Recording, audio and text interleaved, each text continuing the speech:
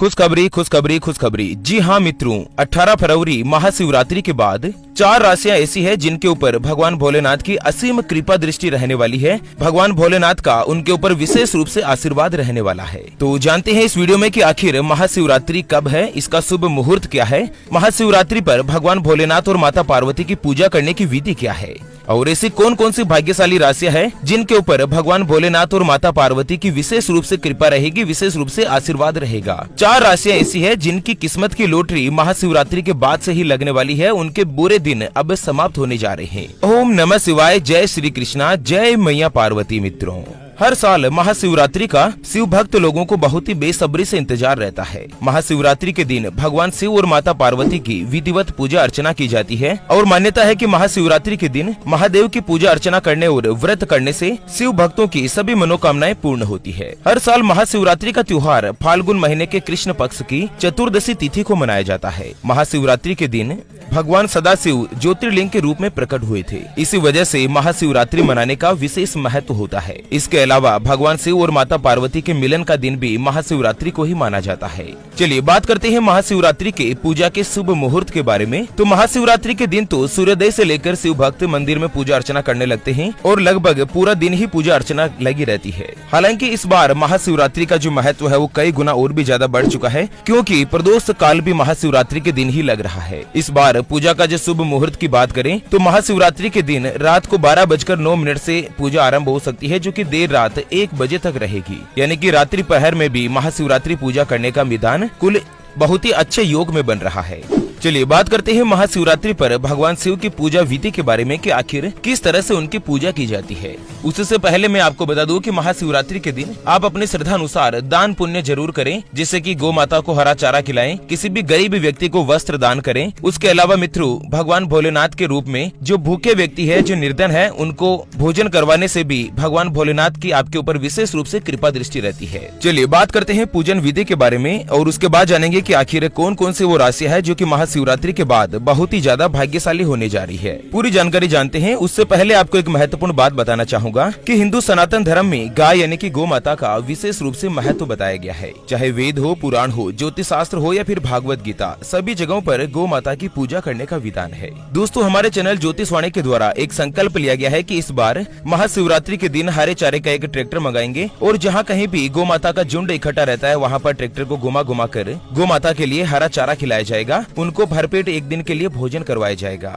तो अगर आप भी हमारे इस संकल्प में सहयोग करना चाहते हैं तो अभी जो आप स्क्रीन पर QR देख पा रहे हैं श्री हरि ज्योतिष के नाम से, इस पर आप अपनी श्रद्धा अनुसार 11, 21, 51 या 101 रुपए, जो भी मित्रों आप गौ माता के लिए सहयोग करना चाहो आप इस QR पर कर सकते हैं। आपका दिया हुआ दान किसी भी गौ माता को एक दिन के लिए भरपेट भोजन दिला सकता है और बदले में आपको भगवान शिव और माता पार्वती का इतना आशीर्वाद मिलेगा जिसकी आप कल्पना तक नहीं कर सकते। चलिए मित्रों, बात करते हैं भगवान भोलेनाथ की महाशिवरात्रि के दिन पूजा विधि के बारे में। तो सबसे पहले आपको महाशिवरात्रि के दिन सुबह सवेरे ब्रह्म मुहूर्त में उठना है और स्नान आदि से निवृत्त हो जाना है। इसके बाद भगवान शिव शंकर की मूर्ति को पंचामृत से स्नान कराएं, यानी कि 5 अलग अलग अमृत से उनको स्नान करवाना है और उनको केसर मिला हुआ जल चढ़ाएं और साथ ही भगवान भोलेनाथ के लिए दीपक जलाएं। भगवान भोलेनाथ को चंदन का तिलक लगाएं। इसके बाद बेलपत्र, भांग, धतूरा, गन्ने का रस, तुलसी, जायफल, कमल गट्ठा, फल, मिठाई, मीठा पान, इत्र और दक्षिणा आदि चढ़ाएं और पूजा के बाद ओम नमो भगवते रुद्राय नमः,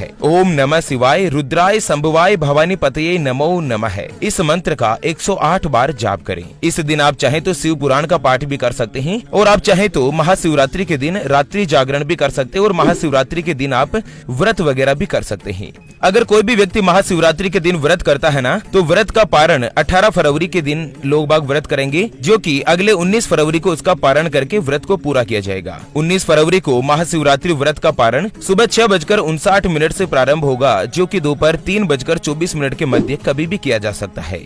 अगर आप महाशिवरात्रि के दिन का व्रत रखते हैं ना, तो 18 फरवरी के दिन आपको अन्न ग्रहण नहीं करना होगा। आप चाहे तो फलाहार वगैरह ले सकते हैं। चलिए अब बात कर लेते हैं महाशिवरात्रि के बाद ऐसी कौन कौन सी राशियां है जो कि बहुत ही ज्यादा भाग्यशाली रहने जा रही है, उनके ऊपर भगवान भोलेनाथ की असीम कृपा दृष्टि बनने जा रही है। तो मित्रों, सबसे पहले नंबर पर आती है मकर राशि।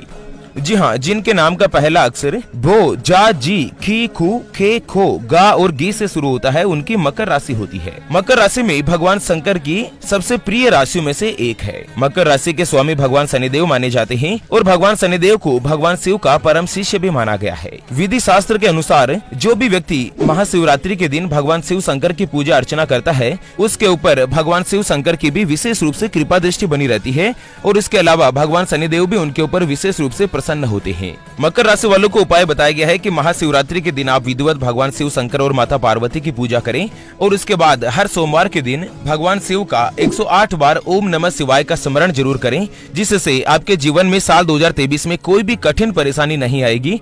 अगर आप अपना खुद का व्यापार करते हैं तो आपका व्यापार दिन दुगुना रात चौगुनी गति के साथ तरक्की करेगा।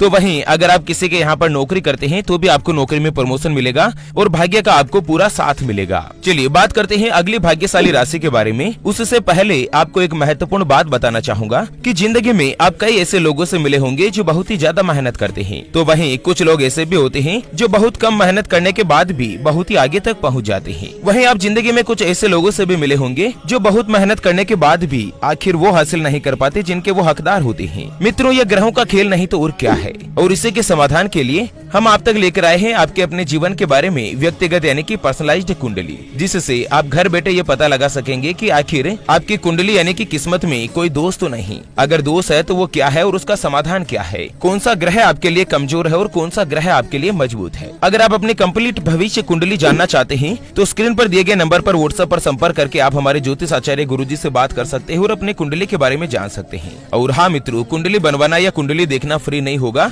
इसके लिए 251 रुपए की एक छोटी सी राशि जो है वो गुरुजी को दक्षिणा के तौर पर देनी होगी। अगर आपकी कुछ भी समस्या है जिसका आप समाधान चाहते हैं, जैसे कि आपके ऊपर कर्ज हो चुका है जिसको आप चुका नहीं पा रहे हैं, आपके घर में हमेशा धन की कमी बनी रहती है, आपकी आर्थिक स्थिति खराब है, परिवार के सदस्यों में आपस में बनती नहीं है या पति पत्नी के बीच लगातार लड़ाई झगड़ा बना रहता है, आपका विवाह का योग नहीं बन रहा है, रिश्ते आपके लिए बहुत जगहों से आते हैं लेकिन कोई भी रिश्ता फाइनल नहीं हो पाता, या किसी लड़का लड़की का आप संबंध करने जा रहे हैं और सगाई संबंध करने से पहले आप उनके गुण मिलान करवाना चाहते हैं कि आखिर विवाह के लिए उनके कितने गुण मिल रहे हैं और विवाह के बाद का जीवन कैसा होगा, या आपको संतान का सुख नहीं मिल रहा है, बच्चे का पढ़ाई में मन नहीं लगता, या बच्चा लगातार अच्छी नौकरी या सरकारी नौकरी की तैयारी कर रहा है लेकिन उसको नौकरी मिल नहीं पा रही है। अगर कुछ भी समस्या है जिसका समाधान अगर आप चाहते हैं तो स्क्रीन पर दिए गए नंबर पर संपर्क करके आप हमारे ज्योतिष आचार्य गुरुजी से बात कर सकते हैं और अपने भविष्य की कुंडली के बारे में जान सकते हैं। चलिए बात करते हैं अगली भाग्यशाली राशि के बारे में, तो वो आती है मेष राशि। जी हाँ मित्रों, जिनके नाम का पहला अक्षर ए, ला, ली, लू, ले, लो, चा, ची, चू और चे से शुरू होता है, उनकी मेष राशि होती है।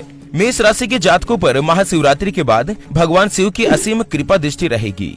मेष राशि भगवान शिव की सबसे प्रिय राशियों में से एक है। महाशिवरात्रि के दिन मेष राशि के जातकों को भगवान शिव का जल से अभिषेक जरूर करना चाहिए। ज्योतिष शास्त्र के अनुसार ऐसा करने से मेष राशि के जातकों को मनोवांछित फल की प्राप्ति होती है। आपके जीवन में जो भी परेशानियां हैं, जो भी दुख दर्द है, उनका समाधान भगवान भोलेनाथ के द्वारा कर दिया जाता है। उसके अलावा आपको बता दें मित्रों, मेष राशि के जातकों को अगर विवाह के रूप में कोई भी परेशानी है, पति पत्नी के साथ उनकी मैचिंग नहीं हो रही है, तो आपको भगवान शिव शंकर के साथ माता पार्वती की भी पूजा करनी चाहिए। अगर आप ऐसा करते हैं तो मित्रों, आपके वैवाहिक जीवन में जो भी परेशानी, जो भी समस्या चल रही है, उसका जल्द से जल्द निराकरण हो जाएगा। चलिए बात करते हैं महाशिवरात्रि के बाद अगली जो भाग्यशाली राशि रहने वाली है, वो आती है मित्रों वृश्चिक राशि। तो जिनके नाम का पहला अक्षर तो ना, नी, नु, ने, नो या ये या फिर यू से शुरू होता है, उनकी वृश्चिक राशि होती है। दोस्तों, वृश्चिक राशि के जातकों पर भगवान शिव की कृपा दृष्टि बनी रहेगी। महाशिवरात्रि के बाद वृश्चिक राशि वाले चाहे नौकरी करते हैं या खुद का व्यापार करते हैं, दोनों ही परिस्थिति में भाग्य का आपको पूरा साथ मिलेगा।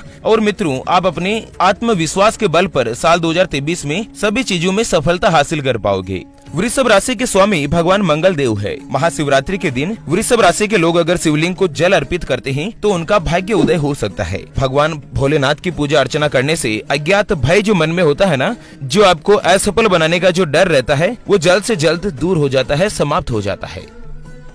चलिए अगली और अंतिम जो भाग्यशाली राशि आती है वो रहती है मित्रों कुंभ राशि। तो जिनके नाम का पहला अक्षर सा, सी, सु, से, सो, दा, गु, गे और गो से शुरू होता है, उनकी कुंभ राशि होती है। दोस्तों, कुंभ राशि के स्वामी भगवान शनिदेव है।